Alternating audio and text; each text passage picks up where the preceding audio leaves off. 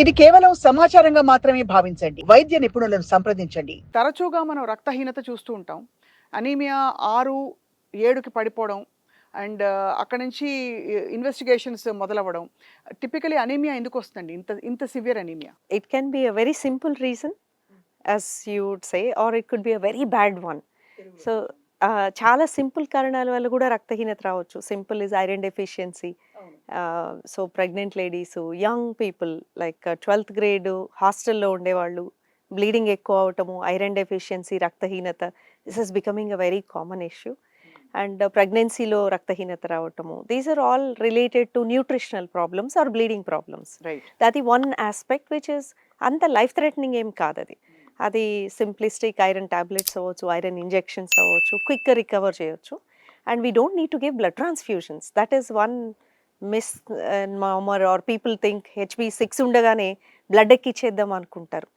Young patients బాగా tolerate చేస్తారు, we don't need to give అంత అనీమియా ఉన్నా కూడా టాలరేట్ చేస్తారు. అండ్ డెఫినెట్గా మనకి కాజ్ తెలిసింది అనుకోండి, it is definitely iron deficiency.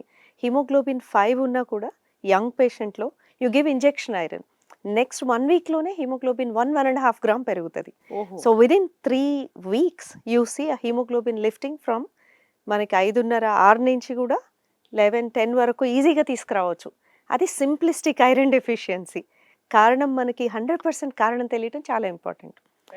దాంతో పాటు మనకి రక్తహీనత ఇంటర్నల్ బ్లీడింగ్ వల్ల కూడా అవుతుందని చెప్పి టెస్ట్ చేస్తూ ఉంటాను వినికిడి. సో ఇంటర్నల్ బ్లీడింగ్ బాగా ఎక్కువ అయినప్పుడు వెంటనే తెలిసిపోతుంది, బయటకు రావాలి కదా ఎంత బ్లీడింగ్ అయితే. కాకపోతే కొంచెం కొంచెం గ్యాస్ట్రిక్ అల్సర్ ఉన్నాయి వాళ్ళకి, కడుపులో మంట, బ్లీడింగ్ పైల్స్, ఇవన్నీ కనిపించే బ్లీడింగ్. కాబట్టి అంత మనకి ఇన్వెస్టిగేట్ చేయాల్సిన అవసరం ఉండదు కదా, అంటే కనిపించిపోతుంది మీరు అన్నట్టు. ఒక మేల్ పేషెంట్లో అనీమియా ఉంది, ఐరన్ డెఫిషియన్సీ అని కన్ఫర్మ్ చేసాము.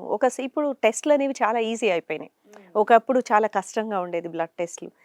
సింపుల్ CBC చేస్తే మనకి బ్లడ్ ఎట్లా ఉంది, హిమోగ్లోబిన్ ఎట్లా ఉంది, ప్లేట్లెట్స్ ఎట్లా ఉన్నాయి, వైట్ సెల్స్ ఎలా ఉన్నాయి, ఆ 3 మెయిన్ పారామీటర్స్. మనకి వైట్ సెల్స్, ప్లేట్లెట్స్ బాగుండి ఓన్లీ రక్తం ఒక్కటే, హిమోగ్లోబిన్ ఒక్కటే తక్కువ ఉంటే వి స్టార్ట్ థింకింగ్ సింపుల్ కారణాలు. 3 తక్కువ ఉన్నాయనుకోండి, ఇమ్మీడియట్లీ అది రెడ్ ఫ్లాగ్, ఏదో మేజర్ ఉంది, కరెక్ట్గా డాక్టర్ దగ్గరికి వెళ్ళి ఇన్వెస్టిగేట్ చేసుకోవాలి.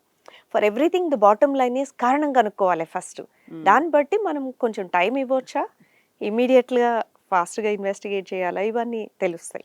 సో ఇంకా ఏ తీవ్రమైన కారణాల వల్ల, సివియర్ ఎయిల్మెంట్స్ వల్ల రక్తహీనత లేదు బ్లడ్లో సమస్యలు మొదలవుతాయండి? మనం చెప్పుకునే చాలా సాధారణమైనవి. ఇంకొకటి B12 డెఫిషియన్సీ వెజిటేరియన్స్లో, వాళ్ళకు కూడా వాళ్ళకు కూడా రక్తహీనత, బట్ వాళ్ళకి ఓన్లీ రక్తహీనత ఉండదు, ప్లేట్లెట్స్ కూడా పడిపోతాయి.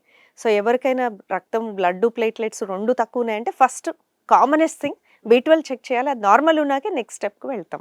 అన్లెస్ మనం బ్లడ్ మైక్రోస్కోప్లో చూస్తే చాలా అబ్నార్మల్ కణాలు, ఈ బ్లాస్ట్ కణాలు అని కనిపించినాయి అనుకోండి, ఏటీపికల్ లింఫోసైట్స్ అనైనా, బ్లాస్ట్ కణాలైనా, అట్లాంటి రిపోర్ట్లో ఏమన్నా ఉంటే ఇమీడియట్గా వెయిట్ చేయకుండా డాక్టర్ని చూడాల్సి ఉంటుంది. ఈ లింఫోసైట్స్ ఎక్కువ ఉంటాము బ్లడ్లో, అలాంటివి ఉంటే అది ఒక వార్నింగ్ సైన్, ఏదో సీరియస్ జరుగుతుంది అని.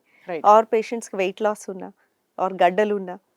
So these are the simple to extreme కేసెస్లో బ్లడ్ క్యాన్సర్, ల్యూకీమియా అనేది బయటపడవచ్చు. దానికి కూడా రక్తహీనత అవుతుందా? రక్తహీనత, కొంచెము రక్త కణాలు ఎక్కువ ఉంటాం, WBC ఎక్కువ ఉంటాము, కొన్నిసార్లు చాలా తక్కువ ఉంటాం. WBC ఎక్కువ ఉండడమా, RBC ఎక్కువ ఉండడం అండి?